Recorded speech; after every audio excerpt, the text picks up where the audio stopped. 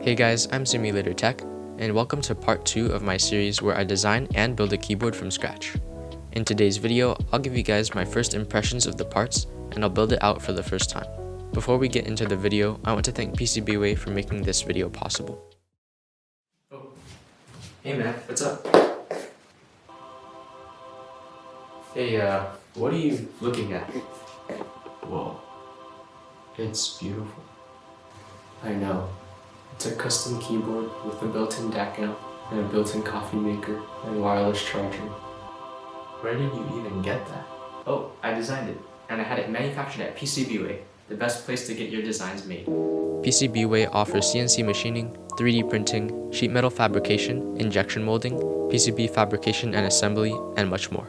You can submit your designs with a myriad of material options and receive a quote very quickly. With the power of PCBWay, you can make whatever designs your wee little brains can imagine. Here are the parts.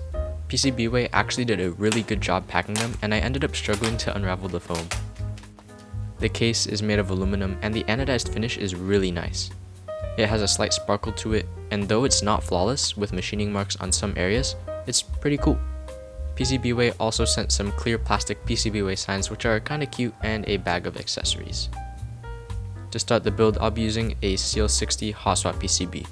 It's the same one I used for my custom Polynecco build, and it has all the features that I need, like south-facing hot swap sockets, screw and stab support, and a Tengen bottom row.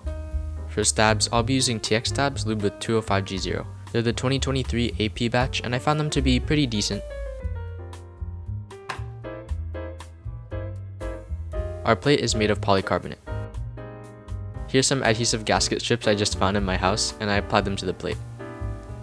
I found the holes for the switches to be slightly tight, and the stab holes were a little bit too small for the stabs. This is because the Swill KB plate generator is a little bit outdated, and you're better off using something like the AIO3 or KeebIO plate generator. For switches, I'm using Kinetic Labs Moon V2 switches. These are long pole linear switches that are pre-lubed and they're super smooth, with a surprisingly subdued bottom out sound and feel considering they have a long pole. Oh, I also used a Coley switch for the spacebar for that nice pop. This isn't the final configuration of this board, and I'll definitely experiment with different switches, but these will work for now. Next, I'll install the brass weight on the lower case using 2 screws. I quite like how it looks, and I think the weight will reduce the ping from the aluminum case. And I'll also install the unified daughter board. The bottom and top case pieces connect via 9 screws on the bottom. Finally, the keycaps I'm using are polycaps hippo from Kinetic Labs. These were designed by the one and only hipyo tech, and I think they match the case really well. But now for the real test, let's hear how the board that I designed sounds.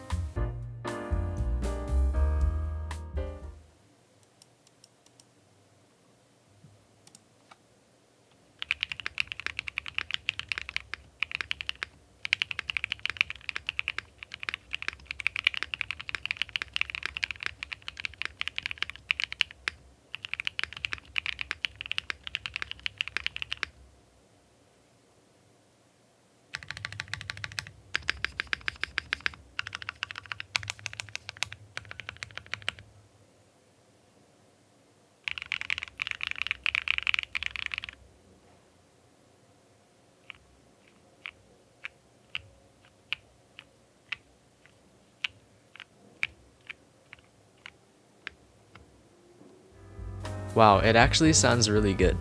Considering there's no dampening or mods, it actually has a very full sound. The Moon V2 switches are very smooth, and in tandem with the polycarb plate, produce a nice deep sound signature. The only slightly disappointing part is the spacebar, which is not as loud as I expected. Normally with a Coley switch, my spacebars end up really poppy, but not so much in this case. Now there are a few things I would like to address in regards to how I made this board, which were actually brought to my attention by Zelaine, an OSU player, and more importantly, a keyboard designer who I really look up to.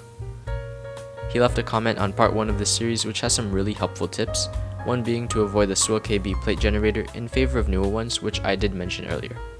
Some others would be to add fillets to the inner corners and increase the fillet size on the internal case, to name a few. Anyways, that's all I have for you guys today. Thank you for watching, and a special thanks to PCBWay for making this video possible. See you guys later. Bye!